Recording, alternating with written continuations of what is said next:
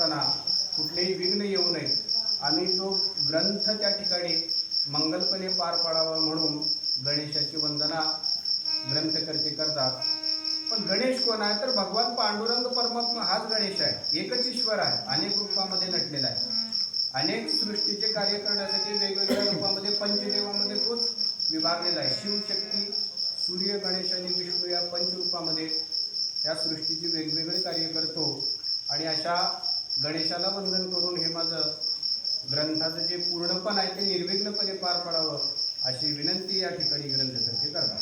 अरुणोदय संध्याराग आरक्ते रत्नांचे मेळविले रंग की भीष्म ऋतुवालार्थ सुरंग ऐसे तमस तेज पै. भगवान श्री गणेश गणपती कसे दिसतात?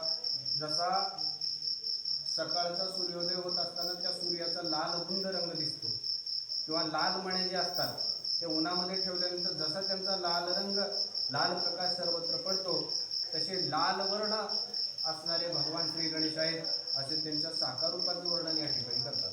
सिंधुर जगी जमंदरगी रम्य दोनील त्रिभुवन उदरी हेर तव ध्यान अंतरी पुरुषी सुर नरी सेविजे. मेरू पर्वताला सर्वत्र सिंदूर लावावं आणि तो पर्वत जसा लालबुंद दिसावा तसं भगवान श्री गणेशाचं पोट आहे. दोंदी म्हणजे पुढं आलेलं पोट, मोठं पोट आहे. म्हणून भगवान गणेशाला काय म्हणतात? लंबोदर, मोठं पोट आहे. पण ते मोठं पोट म्हणजे काय खाण्यासाठी मोठं पोट आहे का? तर त्या पोटात हे सगळं ब्रह्मांड सामावलेलं आहे. म्हणजे त्या जगाचा स्वामी आहे भगवान श्री गणेश असं भगवंताचं वर्णन या ठिकाणी करतात. निज मस्तकीचा दिव्य सुगंध ते विद्वजन झाले मिलिंद लीला विग्रही सच्चिदानंद आनंद कंद मंगल मूर्ती. आपल्याला माहित आहे हत्तीच्या गंडस्थळामधून मध स्रवत असतो. मध म्हणजे हत्ती जेव्हा उन्हाळ्यामध्ये त्याच्या गंडस्थळ फुटतं तेव्हा त्याच्यातून मध्ये स्राव बाहेर निघतो आणि त्याला प्रचंड असं ते सुगंधित असतं. म्हणून आपण ऐकलेलं नाही, पाहिलेलं नाही, पण या ठिकाणी सांगतात. पण तसं श्री गणेशाचं जे गंडस्थळ म्हणजे जे डोकं, माथा ते कशाचं? हत्तीचं आहे. म्हणून गजानन म्हणतात. हत्तीचं तोंड, गजमुख, हत्तीचं मुख आहे भगवान श्री गणेशाचं. आणि ते जे मध आहे त्याचा सुगंध इतका जर वळतो की त्या ठिकाणी संत सज्जन त्या ठिकाणी आल्हादयुक्त जाऊन बसतात, त्याचं सेवन करतात. म्हणजे भगवान श्री गणेशाची उपासना या ठिकाणी करतात. उगवले दोन्ही वासरमणी तैसी मकराकार कुंडले श्रवणी नक्षत्र पुंज उगवले कुणी मुक्त मालाचे दिसती. कानातले कुंडले एवढे तेजस्वी आहेत. दोन सूर्य भगवंताच्या कानामध्ये जाऊन थांबले, म्हणजे जाऊन आपल्याला तिथं सामावून घेतलं भगवान श्री गणेशाच्या कानामध्ये. आणि ते लक्ष असे भगवान श्री गणेशाचे कुंडल त्या ठिकाणी शोभायमान दिसतात. नक्षत्री वेष्टिला रोहिणी कांता तैसे पदक हृदयी विराजित सौगामिनी वशे झळकत शुभ्र वस्त्र गणपतीचे. त्या गणपतीच्या गळ्यातली जी मोत्याची माळ आहे ती कशी दिसते? जणू काय आकाशातल्या चांदण्या एका गळ्यामध्ये ओवाव्या आणि त्याची माळ करून गणपतीला घालावी अशा तेजपुंज आणि अतिशय आकर्षक अशा त्या मोत्यांची माळ दिसते. आणि त्याच्यामध्ये पदक कसं दिसते? ते हृदयावरलं जसं पौर्णिमेच्या रात्री चांदण्यांमध्ये जसा चंद्र शोभायमान दिसतो तशा पद्धतीनं त्या मोत्यांच्या माळामध्ये ते गणेशाच्या हृदयावरील पदक शोभायमान दिसतंय. सिद्धी बुद्धी जवळी तिष्ठता की कनकांचल मूर्तिमंत सुरासुर ऋषी समस्त चरणांबुज सेविते. बुद्धीचा देवता कोण आहे? गणेश. बुद्धी प्रदान करणारा, सदसद विवेक ज्या बुद्धीमध्ये आहे ती बुद्धी प्रदान करणारा गणेश आहे. आणि अशा असणाऱ्या सर्व सिद्धी बुद्धी ज्या ठिकाणी बुद्धी आहे तिथं सर्व आहे सिद्धी. म्हणून बुद्धी प्रदाता श्री गणेश आहे असं सांगतात. दंतरिन कर धळकता देखता ज्ञानतम पळता वो विनायक वरदात उतरून देत नाभिकाराते. गणेशाचं सुंदर असं दात आहे, पांढरं शुभ्र. त्या दाताचा प्रकाश कसा आहे? ज्ञानरूप प्रकाश आहे. जिथं ज्ञान आहे तिथं अज्ञान नाही, जिथं प्रकाश तिथं अंधार नाही. मग काय गणेशाची दात कशाचं प्रतीक आहे तर ज्ञानाचं प्रतीक आहे. म्हणून ज्ञान प्रदान करणारा हा देव आहे गणेश असं म्हणून स्तुती या ठिकाणी करतात. म्हणे मी आहे पाठीशी पांडव प्रताप ग्रंथ राशी वद साहित्य दष्टांतीशी नवरसी सुरस गणेश कसे भगवान चतुर्भुज 4 हात आहेत गणपतीला आणि जे वरचे 2 हात आहेत त्याच्यामध्ये उजव्या हातात काय कुऱ्हाड आहे परशु, डाव्या हातामध्ये त्या ठिकाणी पाश आहे आणि एका हाताने जे खालचे 2 हात आहेत चतुर्भुजामध्ये ते उजवा हात आहे त्याच्याने अभय दिलेला आशीर्वाद दिलेला आणि डाव्या हातामध्ये असं मोदक आहे. मग त्या ठिकाणी आशीर्वाद दिलेला भगवान श्री गणेशाने आणि हा तुझा ग्रंथ निर्विघ्नपणे पार पडेल आणि तो सर्व श्रोत्यांना अतिशय आवडेल असा आशीर्वाद या ठिकाणी ग्रंथकर्त्याला दिलेला आहे.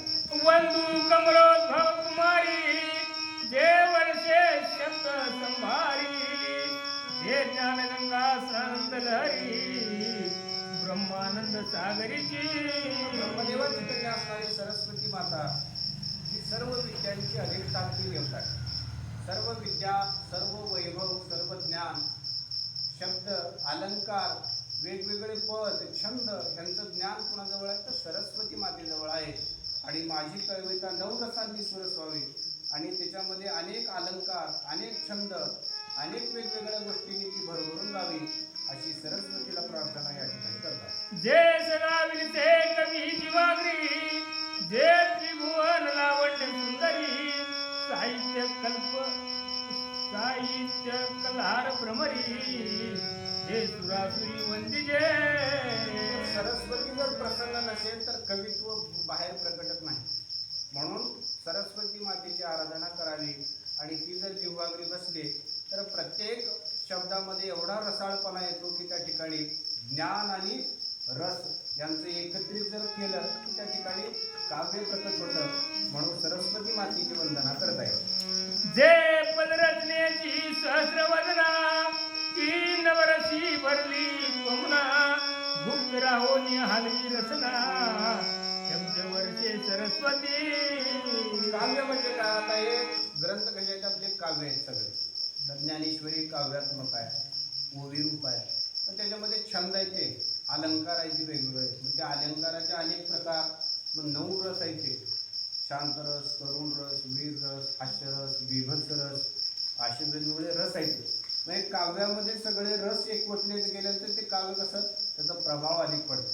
पण ज्ञानेश्वरीसारखे ग्रंथ एवढे का प्रचलित एवढा प्रसार कशामुळे झाला तर ते केवळ ज्ञान नाही त्याच्यात सुंदर असं काव्य आहे, छंद आहेत, अलंकार आहेत, पदबंध आहेत आणि या सर्वांना प्रदान करणारी सरस्वती माता आहे.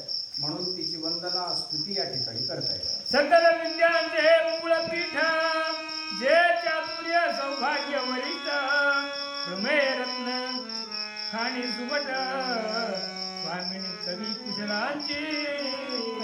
सर्व विद्यांची स्वामिनी आहे सरस्वती माता.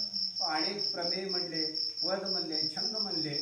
आता याच्यामध्ये आपले ओवी रूप आले, अनेक छंद आले. जसं तुलसीदासांच्या गोस्वामी तुलसीदासांनी जी रचना केली त्याच्यामध्ये सोरटे आहेत, चौपाई आहेत, छंद आहेत, दोहे आहेत.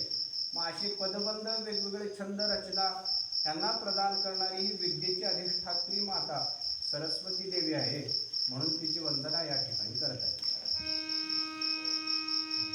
विधी विष्णू मापती हे तुझे उपासक सरस्वती व्यास वाल्मिकादी ऋषी पंक्ती तुझ सर्वदा.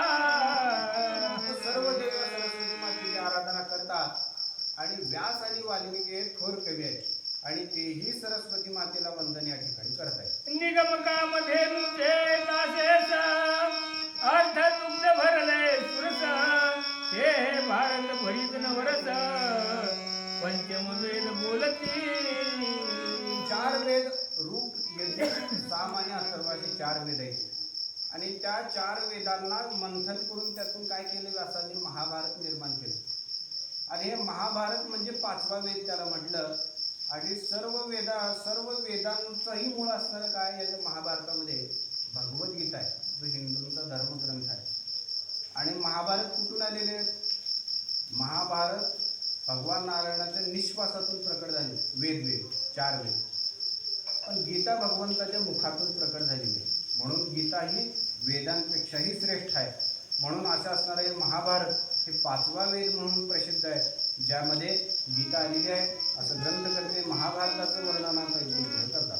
त्यातून काढून नवनीता कवी बालका देत माता, हे भारती वंदिली तत्वता ग्रंथारंभी प्रीतीने. त्या महाभारतामधलं जे नवनीत आहे, अनेक नीतीच्या कथा, धर्माच्या कथा. महाभारत घरात वाचू नये असं एक भारतीयांची भ्रांती आहे. त्या घरात भांडणं होती, पांडवांची आणि कौरवांची भांडणं झाली. महाभारत वाचल्यावर त्याच्यामध्ये एवढे अतिशय उच्च अशी पात्र आहेत आणि अतिशय घृणास्पद असे निकृष्ट पात्र आहेत. त्याच्यामुळे ज्याला महाभारत ज्यानं वाचन चांगल्या पद्धतीनं, आयुष्यामध्ये जेवढ्या काय चांगल्या आणि वाईट, चांगल्यातलं चांगल्या आणि वाईटातल्या वाईट जेवढ्या शक्यता निर्माण होत्या एखाद्याच्या आयुष्यामध्ये, त्याला महाभारत वाचल्यानंतर त्याच्या अगोदरच कल्पना आहे. म्हणून त्याच्या जीवनात प्रत्येक गोष्ट त्याला निर्माण होणारी भविष्यातली हे अगोदरच त्याचा अंदाज लागेल. म्हणून महाभारत हे कसं अतिशय महत्त्वाचं आहे. ते प्रत्येक घरामध्ये असावं, नुसतं असू नये, तर त्याचं वाचन सुद्धा व्हावं. देवा वाजिनी ब्रह्मपुत्री, जे रचना नाचली सूत्री, जे शब्द ब्रह्माची धात्री, ठाणे जीवाग्री घालित. मी सर्वाचे जीवाग्री वसे, शुभाशुभ फळे बोलवी तसे, सद्भक्तास शब्द विलासे, मीच वर्षे सरस्वती. सर्व प्राणीमात्रांच्या जीवाग्रावर माता सरस्वतीचा वास आहे, कारण तिच्याशिवाय वाणी बोलत नाही. म्हणून नेहमी चांगलं बोलावं, चांगलं त्या ठिकाणी दुसऱ्यांबद्दल नेहमी चांगलं बोलावं, स्तुती करावी, जेणेकरून त्या ठिकाणी चांगला परिणाम सर्वांच्या जीवनामध्ये घडून यावा, असे या ठिकाणी सांगतो. श्रीधर म्हणे त्रिभुवन जननी, ब्रह्मानंद पराधीयनी, भारत रचना येथुनी, सुरसवदवी माऊलिये. देशिकराज ब्रह्मानंद, लीला विग्रही स्वानंद कंद, त्याचे चरणा विरंद सुगंध, तेथे मिलिंद होईल मी. आता भगवान श्री गणेश माता सरस्वती यांना वंदन केल्यानंतर गुरुला वंदन करते. आता गुरु कोण आहेत? श्रीधर स्वामीजी, तर त्यांचे वडीलच आहेत ब्रह्मानंद स्वामी म्हणून. आणि ते अतिशय विद्वान होते, वेदशास्त्र संपन्न होते. म्हणून आपल्या गुरूंच्या चरणावर साष्टांग नमस्कार या ठिकाणी श्रीधर स्वामी करतात. उत्तरे विज्ञान गोदावरी, अनुभव कृष्णा दक्षिण पारी, मध्ये भीमरथी सुंदरी, ब्रह्मानंदे वाहतसे. या श्रीधर स्वामींचे जे गुरु आहेत त्यांचा वास कुठे आहे? ते राहतात कुठे? तर भीमा नदीच्या तीरावर, पंढरी नगरीमध्ये. आणि उत्तर दिशेला काय? तर गोदावरी नदी आहे आणि दक्षिण दिशेला कृष्णा आहे आणि यांच्या मधोमध भीमा नदी आहे. आणि त्या भीमा नदीवर योगपीठ आणि ज्याला भूवैकुंठ असं म्हणतात, ते पंढरपूर आहे आणि ते आपल्या गुरूंचं निवासस्थान आहे असं या ठिकाणी सांगतात. भागीरथी की भीमरथी, ज्या त्रिभुवनी विख्यात मिरवती, या लागी पुंडरीक वर्णप्रीती, अक्षय वस्ती करीते दे. मग भागीरथी काय किंवा भीमरथी काय, एकच नद्या आहेत. म्हणजे गंगा श्रेष्ठ आहे आणि भीमा कनिष्ठ असं नाही, तर दोन्ही एकाच स्तरावर आहेत, पवित्र नद्या आहेत. आणि या भीमा नदीच्या तीरावर भगवान पांडुरंग परमात्मा राहतात असं सांगतो. जे का दक्षिण द्वारावती, पंढरीची त्रिभुवनी कीर्ती, जेथे विराजे पांडुरंग मूर्ती, भीमरथी तिरी सर्वदा. दक्षिण दिशेची गंगा म्हणून भीमा नदीला ओळखलं जातं आणि तिच्या तीरावर पंढरपूर हे दिव्य क्षेत्र आहे, ज्या ठिकाणी पुंडरीक नावाच्या आपल्या भक्ताला वर देण्यासाठी दोन्ही पाय समान जोडून विटेवर तिष्ठत असलेला माझा पांडुरंग परमात्मा आहे असं श्रीधर स्वामी या ठिकाणी सांगतात. त्या पांडुरंग क्षेत्री निश्चित, ब्रह्मानंद यती समाधिस्थ, जो वेदांत ज्ञानी अद्भुत, महिमा त्याचा न वर्णवे. आपले गुरु ब्रह्मानंद स्वामी हे त्या पंढरी क्षेत्रामध्ये त्यांनी समाधी घेतली आणि अशा या गुरुचा महिमा वेदशास्त्रांनाही कळत नाही असं या ठिकाणी सांगतात. त्या पांडुरंगा क्षेत्री निश्चित वंदू कुलदैवत निश्चयासी जो महाराज प्रमेय पुरविलासी म्हणी मल्ल मर्दन कैलासवासी आनंद राजी जगदात्मा. आता कुळदेवतेला या ठिकाणी वंदन करत आहे. आणि श्रीधर स्वामींचे कुळदेव कोण होते तर भगवान मल्हारी. मणी आणि मल्ल या दैत्यांचा नाश करण्यासाठी भगवान सदाशिव अवतरित झाले आणि मल्हारी म्हणून त्यांचं नाव प्रसिद्ध झालं. आणि जेजुरी या पवित्र क्षेत्रामध्ये त्यांनी त्या ठिकाणी निवास केला. या दोन दैत्यांचा नाश त्यांनी आपली आदिमाया आदिशक्ती असणारी पार्वती माता ही महादशा असं भगवान खंडोबारा यांच्या पत्नीच्या रूपामध्ये अवतरित झाल्या. आणि या कुळदेवतेला नमन या ठिकाणी ग्रंथकर्ते करत आहेत. वैराग्य तुरंगी बैसला बोल खांडाची दैदा अर्धांगी दिवसे ज्ञान कळा म्हाळसा देवी शक्ती. खंडोबाने काय केलेलं आपल्याला माहित आहे. मणी आणि मल्ल नावाचे दोन दैत्य होते. तर त्या दोघांना काय केलं, घोड्यावर बसलेले आपण फोटो बघतो फोटोमध्ये, त्यांच्या सोबत त्यांची अर्धांगिनी मानसा देवी आहे आणि भगवान खंडोबा घोड्यावर बसून त्यांच्या हातामध्ये खडग आहे, तलवार आहे आणि त्याच्यावर बसून त्यांनी त्या दोन दैत्यांचा नाश केलेला आहे. या ठिकाणी सांगतात की वैराग्याची तुरंग आहे, कोड आहे वैराग्य. आणि काय हातात काय ज्ञान रूपी खडग आहे. काय केलं, अज्ञानाचा नाश केला. सांगण्याचा हेतू काय, अज्ञान नाहीसं झालं की मग त्या ठिकाणी सर्वत्व देवत्व प्रकट झालं ज्ञानामध्ये. खंडोबाला, पांडुरंगाला, कृष्ण, राम सर्व काही तिथं झालं ज्ञानामध्ये. आणि तिथंच मुक्त आहे, तिथंच आनंद आहे आणि तिथंच शाश्वतपणा आहे. तडी दंबर परम तेजाळा की उगवले मार्कंड मंडळ मुनी मल्हान कुटीर खळ दळा सहित मर्दिरे. पितांबर घातलेले परिधान केलेले भगवान श्री खंडेराय आणि त्यांनी मणी आणि मल्ल या दोन दैत्यांना त्यांच्या संपूर्ण दळासहित त्या ठिकाणी मारून टाकलं. अशा भगवान खंडेरायांचा पराक्रम या ठिकाणी सांगतात. शाद कुंभ प्रवेश माना उदळे भाव हरिद्रा चूर्ण ग्रंथारंभी मणिमल्ल मर्दन प्रेम भावे वंदिला. खंडोबा त्या ठिकाणी भंडारा उधळून त्यांना नमस्कार करून ग्रंथारंभी या ठिकाणी नमस्कार श्रीधर स्वामी करतात. जे करवीर पूर्विलासिनी आदी माया ती जननी तिचा अनुग्रह बोध धरणी हृदयाकाशी उपकला. आणि कुळदेवी जी आहे ती करवीर निवासी माता महालक्ष्मी आहे. आणि ती कशी आहे तर त्या ठिकाणी माता महालक्ष्मी हे कसं आहे, 3.5 शक्तिपीठापैकी एक महाराष्ट्रातलं हे पूर्ण शक्तिपीठ आहे.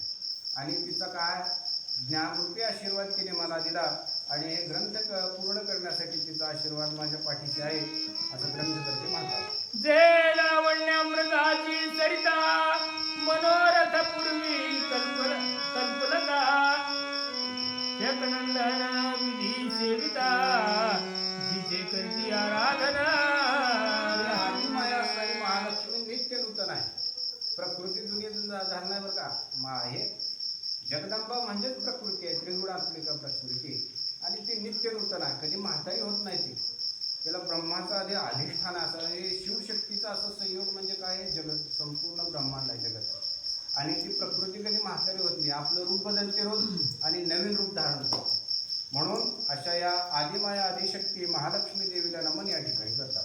भेद कोल्हा सुर संहारके निज ज्ञानामृत गायिके श्रीधरताने कौतुके ओशिंगा घेई आपुल्या. कोल्हासूर नावाचा राक्षस होता आणि त्याला मारण्यासाठी महालक्ष्मी देवी त्या मृत्यूलोकामध्ये अवतरित झाल्या. आणि तो कसा आहे, भेद रूप कोल्हासूर म्हणजे भेद नाही, अभेद दर्शन, अभेद ज्ञान. आणि अशा असणाऱ्या कोल्हासुराचं मर्दन करून त्या ठिकाणीच ती राहिली. म्हणून कोल्हापूर असं त्या करवीर पीठाचं नाव आहे. पाजुनिया प्रेम पाना बोलवी पांडव मता पांडव प्रताप रचना हे आली माया विष्णू ललना ब्रह्मानंदे वंदिनी. मला जवळ घेतला आणि मग बालकाला तिने प्रेम पाना पाजला आणि ही जी पांडव प्रताप नावाची जी रचना आहे तुझी कृती ती पुढं चालव, त्याच्यासाठी माझा तुला पूर्ण आशीर्वाद आहे. म्हणून ग्रंथ पूर्ण करण्यासाठी त्या ठिकाणी आशीर्वाद दिला. वंदू तो दक्षिण केदार रत्नांबरा विलासी प्रतापशूर करीत दैत्याचा संहार दक्षिणेचे पातला. आता पुन्हा कुलदेवतेचं वर्णन करतात दक्षिण केदार. आता हे दक्षिण केदार मी काय बरेच वेळ विचार करू, 2-3दाही ओळी वाचली, काय समजायला. थोडं मोबाईलवर माहिती भेटली तर कळालं दक्षिण केदार तर एक ज्योतिबाचं नाव आहे. भगवान ज्योतिबा त्यांचंही स्थान तिथेच आहे कोल्हापूरमध्ये. आणि यांचाही अवतार असुरांचा नाश करण्यासाठी, दैत्यांचा नाश करण्यासाठी झालेला आहे. म्हणून असा ज्योतिबा देवाला त्या ठिकाणी नमस्कार ग्रंथकर्ते करतात. जो भक्ताचा सौम्य शीतल दैत्यास भासे प्रलय काल कृषी सूरधर सकल पद कमल वंदिती सला. ज्योतिबा भगवान कसे आहेत, भक्तांसाठी अतिशय सौम्य आहेत, पण दैत्यासाठी कसे आहेत तर त्यांच्यासारखं भयंकर दैत्यासाठी कोण नाही.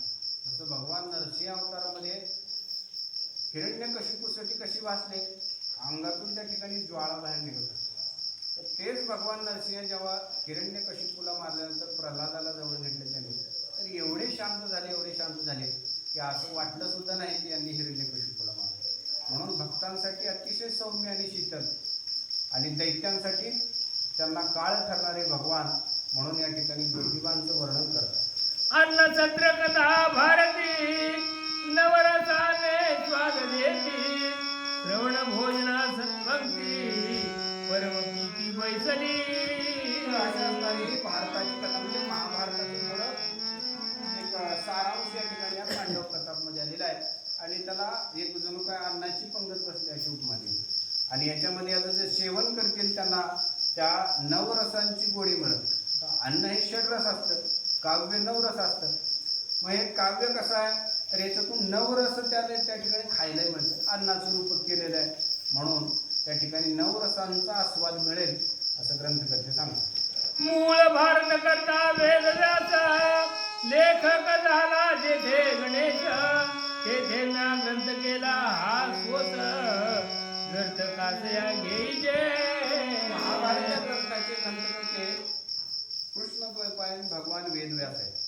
आणि ग्रंथ लिहिला कोणी तर भगवान श्री गणेशाने हा ग्रंथ लिहिलेला आहे. एक एक श्लोक इकडे व्यासमुनी सांगणार आणि भगवान गणपती त्या ठिकाणी तो श्लोक लिहून घेणार. नुसता श्लोक लिहून घेणार नाही तर त्या ठिकाणी त्याचा अर्थ समजून लिहून घेणार. पण व्यास महाराज असे एक एक श्लोक टाकायचे ते भगवान श्री गणेशाला सुद्धा त्या ठिकाणी लिहिताना म्हणजे अवघड वाटायचं.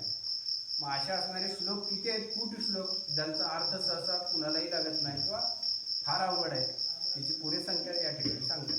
व्यास वाल्मिक कवी श्रेष्ठ कवी गुरु गौतम वशिष्ठ पूर्वीचे कवी संत वरिष्ठ महिमा दूत दयांचा.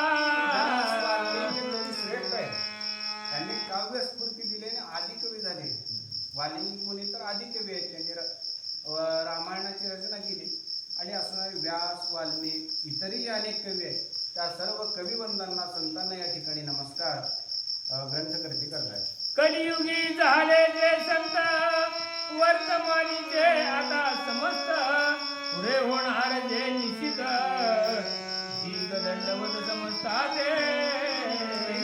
संत झाले त्या सर्व संतांना नमस्कार, पूर्वी जे झाले त्यांना नमस्कार, पुढे जे होणार आहेत ते नमस्कार.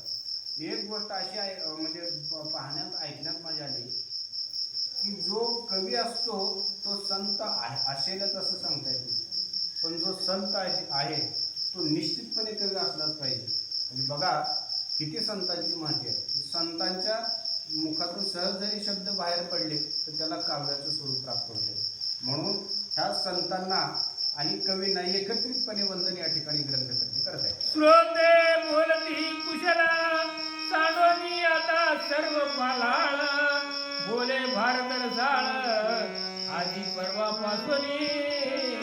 श्रोते या ठिकाणी विनंती करत आहेत की तुम्ही फार या ठिकाणी विस्तार करू नका आणि त्या ग्रंथाला आता सुरुवात करा. मूळ विषयाला या ठिकाणी हात घाला आणि आधी परवापासून या ठिकाणी तुम्ही ही रचना सुरू करा, आम्हाला सांगा कथा असं विनंती करतात. आधीच भारत ग्रंथ थोर तो तू बोलसी सविस्तर तरी ग्रंथ होईल जैसा समुद्र श्रोते चतुर विटती. अगोदर महाभारत हा अतिशय मोठा ग्रंथ आहे. किती श्लोक आहे त्याच्यामध्ये? तर 1.25 श्लोक सध्या आता सध्या आपल्याला जे उपलब्ध आहेत आजच्या घडीला अर्थात आहे 1.25 श्लोक एवढे महाभारत आहे. आता ते महाभारत 5-6 खंडामध्ये प्रकाशित केलं जाते गीता प्रेस करून. आता एक प्रकाशन आहे गीता प्रेस 6 खंडामध्ये का 5 खंडामध्ये काहीतरी आहे. एक कोणी 15 खंड कोणी 11 खंड असे वेगवेगळ्या खंडामध्ये प्रकाशित करतात. मग एवढा विस्तार त्या महाभारताचा आहे. त्याच्यात तुम्ही अजून लांबणी लावला वाढवला लाव त्याच्यामुळं समुद्रासारखा हा अनंत होऊन जाईल आम्हाला समजणार नाही. म्हणून मूळ विषयाला सुरुवात करा, बाकीचं राहू द्या असं श्रोते या ठिकाणी विनंती ग्रंथ करताना करतात. बोलसी ध्वनीत बुई हात तरी आपला न कळे दात तरी थोडक्यात रसात भूत कथा समस्त आवरी. काय आणि तुम्ही मुख्य विषय सांगाल एकदम सारखं तेही समजणार नाही. म्हणून सगळ्यांना समजल असं सोपं साध्या सरळ भाषेत आम्हाला समजावून सांगा असं श्रोते विनंती या ठिकाणी करतात. ब्रह्मानंद पुत्र श्रीधर सकल कवी संताचा किंकर साष्टांग घालून नमस्कार म्हणे सादर पैसा आता. ब्रह्मानंद पुत्र श्रीधर ते ब्रह्मानंद हे वडील श्रीधर स्वामींचे आणि तेच गुरु. म्हणून आपल्या गुरूंना आणि सर्व संतांना कवींना वंदन करून आता या ग्रंथाची सुरुवात या ठिकाणी ग्रंथकर्ते करायची. उग्र श्रवालो महर्षणी शौनकाधिक अपार मुनी सुदास पुसती नैमिषारण्ये भारत निरोपी आम्हाते. आता एक गोष्ट लक्षात ठेवा, हा अतिशय महत्वाचा विषय. महाभारत हे कसं आहे संवादात्मक ग्रंथ आहे. ग्रंथ तर पूर्ण आहे पण हे अनेक संवादामध्ये हा ग्रंथ एकमेकांना सांगण्यात आलेला असे उल्लेख आहे. तर हा ग्रंथ आहे तो सर्वप्रथम कुणाच्या संवादामध्ये तर सूत आणि शौनक आदी ऋषींच्या संवादामध्ये. आणि हा संवाद पुण्या संवादाच्या अंतर्गत येतो तर वैशंपायन ऋषी आणि जन्मेजय जे पांडवांचे वंशज होते यांच्या संवादाच्या अंतर्गत तो संवाद येतो. आणि यांचाही संवाद कुणाच्या तरी अंतर्गत येतो. म्हणून या ठिकाणी अशा पद्धतीने महाभारताची कथा एकमेकांना सांगण्यात आली याचं वर्णन या ठिकाणी ग्रंथकर्ते करतात. जो वैकुंठ नारायण तो अवतरला कृष्ण वैपायना तेने शब्द ब्रह्म म्हणतून भारत सार काढिले. कृष्ण द्वैपायन व्यास महर्षी कोण आहेत? जे सत्यवती आणि पराशरी यांचे पुत्र आहेत ते कोण आहेत? ते दुसरे तिसरे कोणी नाही, सामान्य मनुष्य नाही तर वैकुंठामध्ये राहणारे नारायण भगवान नारायण आदिपुरुष हेच व्यासमुनी आहेत. म्हणून त्यांनी या सर्व वेदांचं सार काढलेलं आहे आणि हे महाभारत आपल्यासमोर ठेवलेलं आहे. आणि याच्यामध्ये न्याय आहे, नीती आहे, धर्म आहे आणि सर्वात महत्त्वाचे म्हणजे भगवंताची दिव्यवाणी भगवद्गीता याच्यामध्ये भीष्म पर्वामध्ये. म्हणून हा वेदांपेक्षाही श्रेष्ठ ग्रंथ महाभारत आहे असं सांगतात.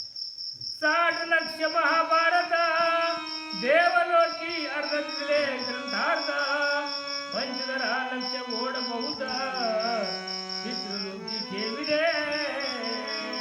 महाभारताची मूळ श्लोक संख्या 60 लक्ष श्लोक आहे. याची विभागणी केली अनेकाजवळ मागून घेतला अनेकांनी. तर देवलोकामध्ये यामध्ये 30 लक्ष श्लोक ठेवण्यात आले आणि नंतर जे उरलेले 30 लक्ष जे आहेत 30 लाख त्याच्यामध्ये 15 लाख श्लोक हे पितृलोकामध्ये त्यांनी त्या ठिकाणी त्यांचा वाटा त्यांना देण्यात आला असं सांगतात. पावणे 14 लक्ष सुरस गंधर्व लोकी ठेवी वेद व्यास 6 लक्ष मनुष्यास मृत्यू लोकी ठेविले. महाभारतामध्ये आता उरले 15 लाख श्लोक 15 लाख त्याच्यातले पावणे 14 लाख गंधर्वांनी घेतले. आमच्याकडे राहू द्या म्हणाले आमची संपत्ती आहे. त्या ठिकाणी उरले 1.25 लाख. आता 1.25 लाख श्लोक मात्र या ठिकाणी आपल्याला उपलब्ध आहेत. म्हणून आज काय ते महाभारत उपलब्ध आहे आणि आजही 1.25 लाख श्लोक या ठिकाणी आपल्याला उपलब्ध आहे. मनुष्याचे नगत प्राण अल्पायुषी बहुत विघ्न कृपाळू सत्यवती नंदना तेने सुरज काढिले. माणसाला कमी कावर गेले म्हणते लोक कावर आयुष्य कमी आहे. वर्षाचं आयुष्य गणना केलेली आहे, पण 100 वर्ष सुद्धा सहसा सध्या कोण जगेना. सरासरी आयुष्य 70, 60 ह्या 75 एवढंच वय आहे सध्या. आणि त्याच्यामध्ये बराच काळ रोजचे 7-8 घंटे आपले झोपण्यामध्ये जातात. मग त्याच्यामध्ये वाचन कधी करावं? एक श्लोक वाचणं म्हणून आपल्याला 1.25 लाख कधी वाचणं.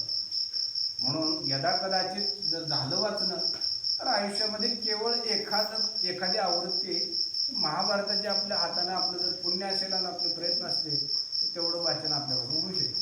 ते जन्मेंजय करिता प्रश्न व्यास शिष्य वैशंपायन तेने सांगता संपूर्ण मग प्रगटले जगतीवरी. मग हे महाभारत आता कोणाच्या संवादामधून प्रकट झालेलं आहे? तर जन्मेजय आणि वैशंपायन. वैशंपायन ऋषी हे महर्षी वेदव्यासांचे शिष्य आहेत आणि जन्मेजय कोणाचे? परीक्षितांचे पुत्र आणि पांडवांचे वंशज आहेत आणि यांच्या संवादामधून प्रकट झालेलं आहे. म्हणून असं हे पृथ्वीवर यांच्या दोघांच्या संवाद रूपाने प्रकट झाले असं सांगतो. हरिवंशा समवेत अवधे 1.25 लक्ष भारत बृहद्विश्वा हे कथा अद्भुत स्वर्गी सांगे निर्जरा.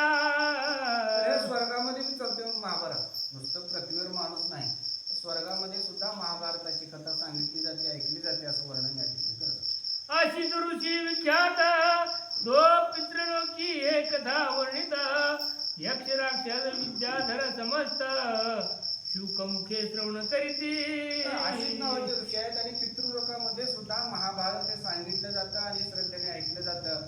अनेक प्रकारचे गंधर्व देव पितर त्या ठिकाणी बसून श्रद्धेने ही कथा ऐकतात. मनुष्य लोकी सर्वज्ञ जन्मेंजया सांगे वैशंपायन त्या माझी आख्याने पावन गीता गीता संस्कृतादी. मनुष्य लोकांमध्ये जन्मेजयाला ही वैशंपायन ऋषीने सांगितलेली कथा आहे.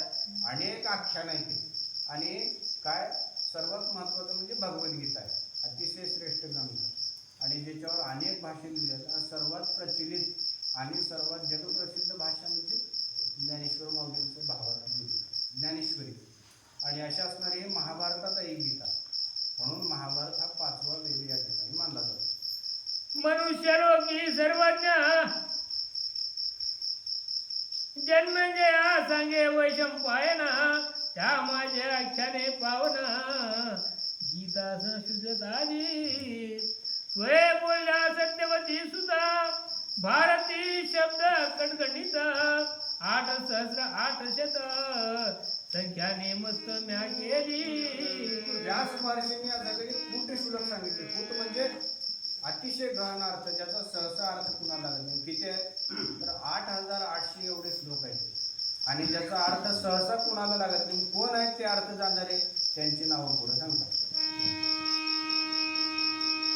त्यात मी मानिता यथार्थ शुक जाणे तेरीचा अर्थ संजय चतुर बहुत जाणतो कवी नेण तो पै. तर त्यांनी कोण सांगितलं? शुक कोण आहेत? तर ते व्यासाचे पुत्र आहेत, शुकदेव गोस्वामी. एक शुकाला एक माहित आहे ह्या 8,800 गूढ श्लोकांचा अर्थ माहित आहे. व्यास माझा प्रिय शिष्य आहे. व्यास म्हणतो काय? संजय त्यांनी धृतराष्ट्राला गीता सांगितली. गीता म्हणतो महाभारतावरला प्रसंग सांगितला सर्व ते संजय. पण संजयालाही या श्लोकांचा अर्थ कळेल की नाही असं सांगता येत नाही असं या ठिकाणी सांगतो. अर्थ मना असं आणित हे रंबा चर्पलत्वे लिखित म्हणून कुठे अद्भुत व्यास घालीत ठाई ठाई. भगवान श्री गणेश महाभारत लिहित होते, व्यास सांगत होते आणि श्री गणेशाने अतिशय अर्थ प्रत्येक शब्दाचं जाणून त्या ठिकाणी लिहिलेला आहे. म्हणून 8,800 श्लोक काय सांगितले? अवघड घातले. म्हणजे गणेशाची बुद्धी तपासण्यासाठी म्हणजे किती गूढ आहे, किती ते विद्वत्ता असेल याचं गणित नाही त्याचं. कुंडली गवदाय विठ्ठल श्री ज्ञानदेव तुकाराम पंढरीनाथ भगवान की जय. गोपाल कृष्ण भगवान की जय. अर्धा घ्यायचं पूर्ण का? हां पूर्ण अर्धा घ्यायचं का? नाही पूर्ण घेऊ ना. ते झाले लांब आले चप्पल काय होतं? किती वाजले होतं? हां या बाई 200 रुपये. बसा हा मोठे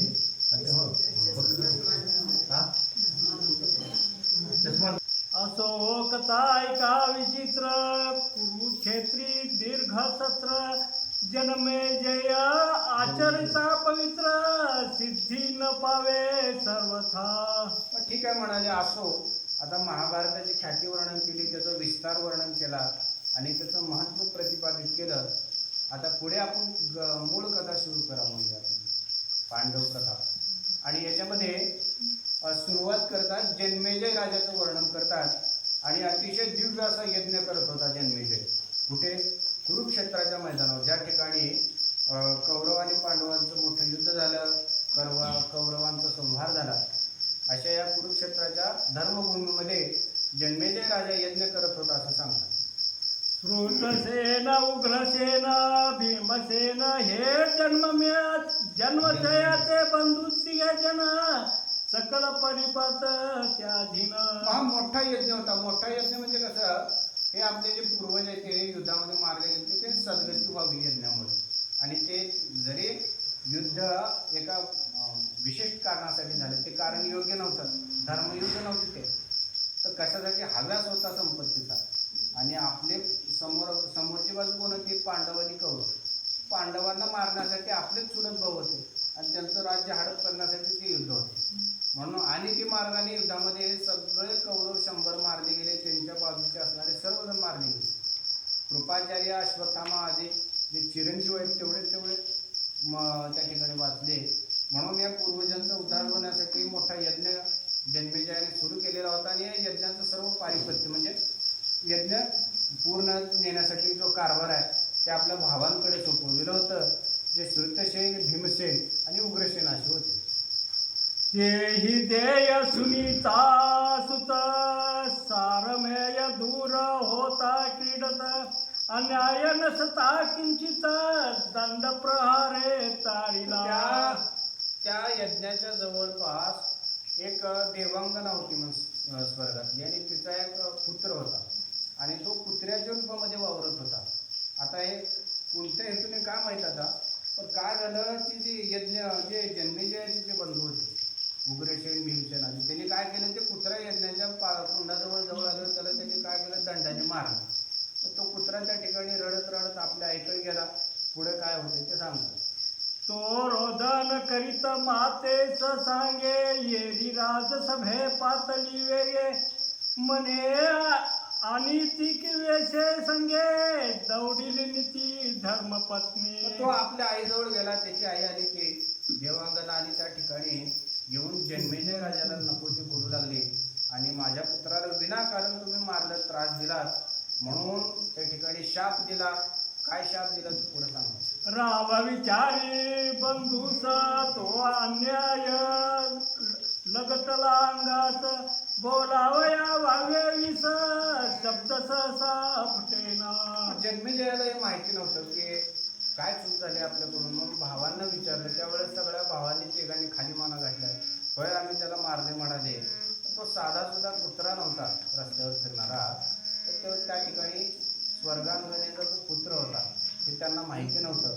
म्हणून पुढे काय होतंय, सुनी बोले शाप वचन सिद्धी न पावे तुझा यत्न राजा लडकळा अंगास बोलावया वागवे तिचं. त्यावेळेस त्या देवांगनेने शाप दिला आणि तू जो हा यज्ञ करतोय हा तुझा यज्ञ सिद्धीला जाणार नाही, हा माझा शाप आहे म्हणाले. असं म्हटल्याबरोबर जन्मेजय राजा जो अतिशय उत्साहामध्ये तो यज्ञ करत होता तो अतिशय दुःखी झाला, खिन्न झाला आणि पुढं काय करतो. श्रोतश्रव्याचा सुत सोमश्रवा ज्ञानी भूत त्याचे हाते नपनात अर्मित सत्राचे. मग कोण करत होता यज्ञ? श्रुतश्रवा नावाचे ऋषी होते आणि सोमश्रवा आचार्य होते, ते ऋत्विज होते आणि त्यांच्या हस्ते यज्ञ करत होता. म्हणून यज्ञ त्या ठिकाणी अर्धवट राहिला. शाप मिळाल्यामुळे त्या यज्ञाचं काम त्या ठिकाणी थांबवण्यात आलं. धोमे ऋषी परम पावन त्याचे शिष्य तिघे जन वेदारू अरुणी अपमन्य आज्ञापिती गुरु त्याचे. आता हे असा विषय आहे. आता इथं खरं सांगायला काय, अनेक कथा कुठेही कुठल्याही कथा आलेल्या आहेत. त्याच्यामुळं सुसंगत नाहीत एकमेकाशी. आता तो विषय ठेवून बाजूला, आता इथून एक नवीन आता कथा सुरू होईल आख्या धौम्य ऋषी. आता ते यज्ञाचं राहिले ती बाजूला. मग असे 4-5 वेगवेगळ्या कथा आहेत ज्यांचं एकमेकांसोबत काही संबंध नाही. मग अशा कथा या पांडव प्रताप ग्रंथामध्ये भरपूर आहेत असं नाही. आता पहिला अध्याय सुरू आहे, त्याच्यामुळं आम्हाला वाचताना समजला, म्हणून जशा जेवढ्या प्रमाणात समजले तेवढ्या प्रमाणात सांगण्याचे प्रयत्न करू. तर आता तो विषय सोडून द्या बाजूला. आता धौम्य ऋषी नावाची ऋषी होती. तुम्हाला माहिती आहे का भगवानगड नाव ऐकलं का तरी? भगवान बाबा बीड जिल्ह्यातील भगवानगड. तर हे भगवानगड म्हणजे धौम्यगड होते. अगोदर धौम्य ऋषींनी इथे तपश्चर्या केली भगवानगडाच्या ठिकाणी. ते प्राचीन महत्व.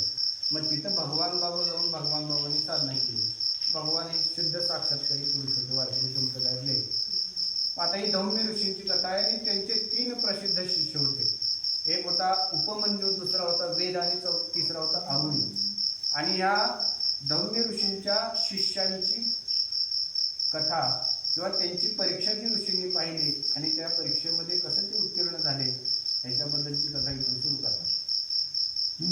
पांचाळ खंडा जावनी केदार आणि बांधोनी ऐसे ऐकून अरुणी पाणी नेत वापियाते. त्या ठिकाणी त्या धौम्य ऋषींचं शेत होतं आपलं. आता एखाद्या मठाचं आश्रमाचं शेत असतं बा, त्याची संपत्ती ते मालमत्ता राहते उत्पन्नासाठी. धौम्य ऋषींचं शेत होतं. पण पांचाळ खंड नावाचा एक तलाव होता आणि त्या तलावातून काय होतं, एक कालवा वाहत होता आणि त्या कालव्यामधून आपल्या शेताकडे पाणी म्हणजे वळवून आण आपल्याला शेतात देण्यासाठी साडी चिरलेली आहे असं धौम्य ऋषींनी आपल्या त्या शिष्याला सांगितलं, अरुणीला. मग त्यानं काय केलं पुढं सांगतात. वाटे सपुटता केदार न मिळे मती का पाषाण अनु मात्र अडवे घालून आपले शरीर बहुत दिवस निजला. ते केदार म्हणजे ते दंड. त्याने दंड केला आणि शेतापर्यंत कसं बसं पाणी आणलं. पण पाण्याचा एवढा वेग होता की एका जागेतून दंड फुटला आणि धाडाधाड पाणी जाऊ लागलं. तर तिथे माती वाहून गेली, दगडं वाहून गेले. शेवटी तो अरुणी नावाचा जो शिष्य होता त्याने काय केलं, त्या ठिकाणी जिथून पाणी वाहत होतं त्या ठिकाणी तो स्वतः घट्ट असे पाय रोवून त्या ठिकाणी थांबला. म्हणजे स्वतःनं पाणी अडवलं आणि ते पाणी त्या ठिकाणी शेतापर्यंतही जाऊ दिलं. म्हणून अशा पद्धतीने सांगतो. काय झाले शिष्य वच्यासी म्हणून धौम्य पाहू आला त्याची सद्गतीच. काय झाले शिष्य वच्यासी म्हणून धौम्य पाहू आला त्याची सद्गतीचा भोनी मानसी हृदय धरिला सप्रेम. आपल्या शिष्याला काम सांगितलंय, शेताला पाणी द्यायला सांगितलंय धौम्य ऋषींनी आणि बरेच दिवस झाले हा आपला शिष्य आला नाही. म्हणून काय केले, धौम्य ऋषी पाहण्यासाठी आले. पाहतो तो काय अनेक दिवसापासून उपाशी तापाशी असलेला आपला शिष्य आणि काय केलंय, जिथून पाणी फुटलंय कालवा तिथं तो स्वतः थांबलाय आणि काय केलंय, शेतापर्यंत पाणी त्यांनी घेऊन गेलेलं आहे. म्हणून त्याची ती सेवापरायणता आणि त्याचं तो गुरुसेवेबद्दलची जी निष्ठा आहे ती पाहिली आणि काय झाले, त्याच्यावर प्रचंड प्रसन्न झालेले आहे. आता हीच कथा जी आहे आपण ही अशाला अशी गुरुचरित्रामध्ये आलेली आहे, पण तिथं थोडे संदर्भ वेगवेगळे. म्हणून या ठिकाणी पण ही गुरु शिष्याची कथा अतिशय सुबोधक रूपाने या ठिकाणी मांडली. मने हे तो धन्य गुरुदास सर्व सर्व पाहे निर्दोष प्रज्ञा आणि ज्ञान विशेष हो वाढते तुझे. त्या ठिकाणी धौम्य ऋषी आपल्या शिष्यावर प्रसन्न झाले आणि तुला सर्व ऐश्वर्य प्रज्ञा ज्ञान मिळेल, ऐहिक पारलोक सर्व संपत्ती तुला प्राप्त होईल असा प्रसन्न होऊन आपल्याला शिष्याला आशीर्वाद दिला. आता दुसरा शिष्य अपमान्य तो करिता झाला गोरक्षण धर्मारण्यात नेऊन गोशुसुरा बहुत करी. मग दुसरा शिष्य उपमन्यू आणि ह्या शिष्याकडे काय झालं, गायी राखण्यासाठी त्या ठिकाणी दिलेल्या होता आणि गायी राखण्याचं काम उपमन्यूकडे होतं. तो वनामध्ये गायी घेऊन जायचा. त्याची परीक्षा पाहावी म्हणजे गुरुनी आणि तो आपल्या परीक्षेमध्ये कितपत खरा ठरतो हे पाहण्यासाठी गुरूंनी त्या ठिकाणी एक युक्ती केलेली आहे. पुढे सांगतात. झाले दिवस बहुत धौम्य उपमन्या पुसत बालका शरीर रक्षणार्थ काय उपाय करीतोसे. त्या ठिकाणी वनामध्ये गायी चारण्यासाठी घेऊन जायचा हा उपमन्यू. आणि ऋषीने साहेब विचारलं, तू काय करतो वनामध्ये, काय खातोस, त्या ठिकाणी तुला काय मिळतं खाण्यासाठी? त्यावेळेस उपमन्यू काय म्हणतो? ये गुरु म्हणे भिक्षान्नासे जिवंत, गुरु म्हणे हे निश्चित यथार्थ, सद्गुरु रूपार्थ द्यावे सत्य, अन्न त्वरित पावन ते. उपमन्यू त्यावेळेस मागाला त्या वनामध्ये 2-4 घरायचे आणि तिथे मी भिक्षा मागून आणि मी जेवण करतो आणि त्याच्यावर माझं व्यवस्थितपणे आहे. त्यावेळेस दम्य ऋषी म्हणाले, काय कर, भिक्षा मागितल्यानंतर अर्धी भिक्षा मला आणून दे, असं गुरूंनी त्या ठिकाणी उपमन्यूला सांगितलं. पुंडलिक वरदान विठ्ठल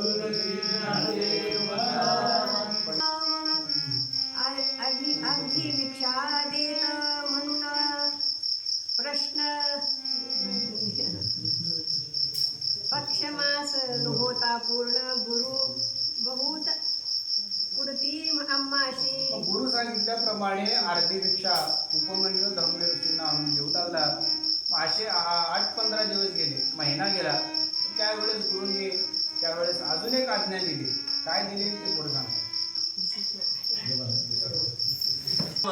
गुरु म्हणे ते निषिद्ध यथार्थ, सद्गुरु शरद झाले सत्यान्न तरीचे पावन ते.